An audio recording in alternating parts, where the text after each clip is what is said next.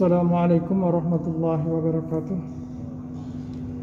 Alhamdulillahirabbil alamin. Wassalatu wassalamu ala asyrafil anbiya'i wal mursalin wa ala alihi washabihi ajma'in. Jamaah salat zuhur yang dimuliakan Allah. Bulan-bulan terakhir ini kita sudah memasuki bulan musim penghujan.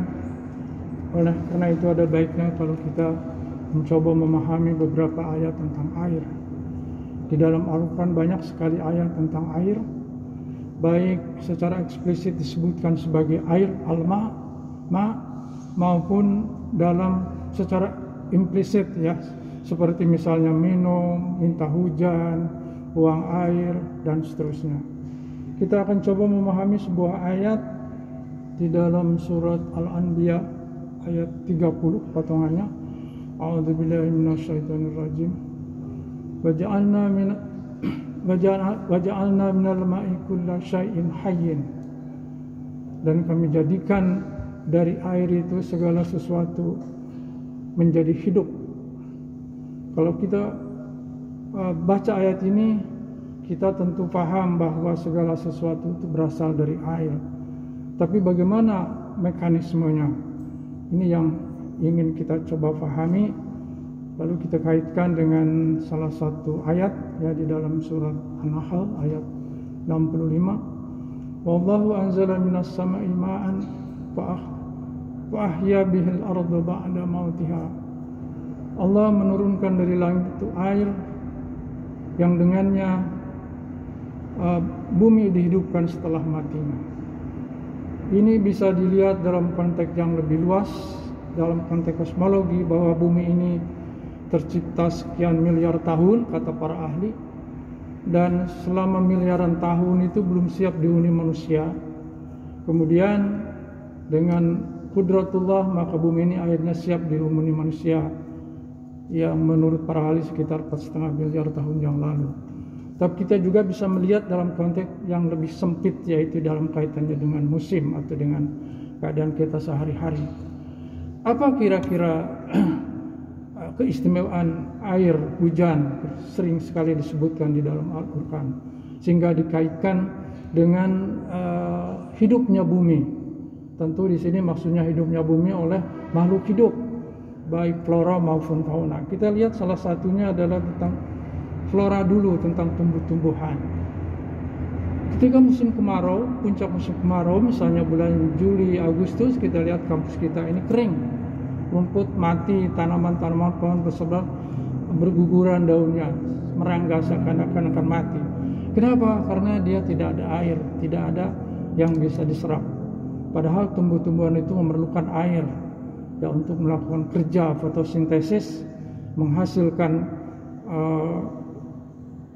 jaringan pangan pertama, karbohidrat, yang kemudian dibentuk bagian-bagian lain seperti buah. Nah, ketika membentuk buah misalnya, itu memerlukan mineral.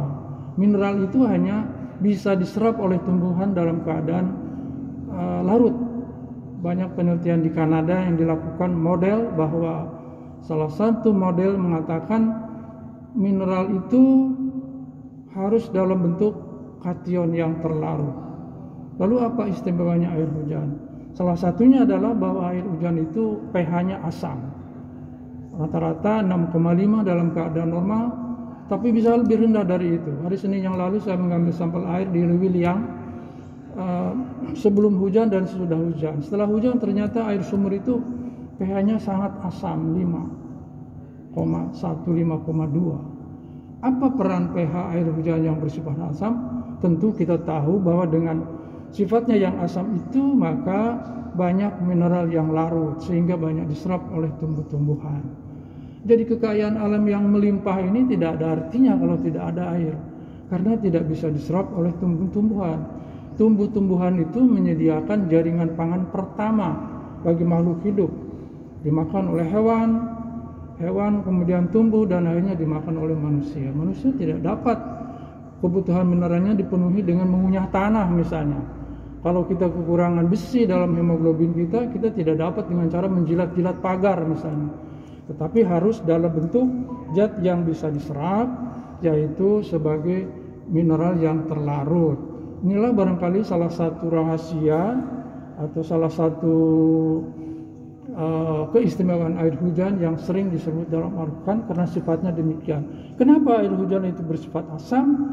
Karena memang selalu di udara itu ada karbon dioksida.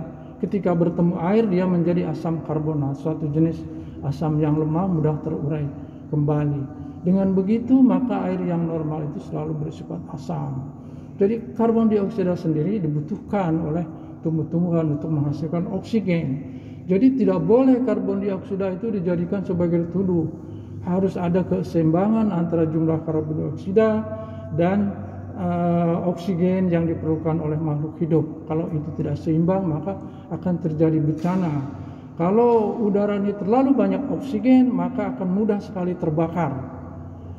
Sebaliknya kalau udara ini sangat kekurangan oksigen, tentu kita menjadi sangat kekurangan bernafas, sulit bernafas. Hanya makhluk-makhluk tertentu yang darahnya biru, yaitu yang berbasis hemosianin, yang bisa menghirup atau menggunakan oksigen dalam keadaan defisien. Tapi makhluk hidup seperti manusia, hewan primata itu harus jumlah oksigennya harus cukup. Dan ini keseimbangan ini sudah dijaga sejak miliaran tahun yang lalu, sehingga kita harus mensyukuri jika hujan turun itu adalah sebagai bagian dari rahmat Allah. Demikian saya kira yang dapat saya sampaikan, lebih dan kurangnya mohon maaf. Mudah-mudahan bermanfaat bagi kita semua. Billahi fisabilil haq. Subhanakallahumma wa bihamdika asyhadu an la ilaha illa anta astaghfiruka wa atubu ilaik. Wassalamualaikum warahmatullahi wabarakatuh.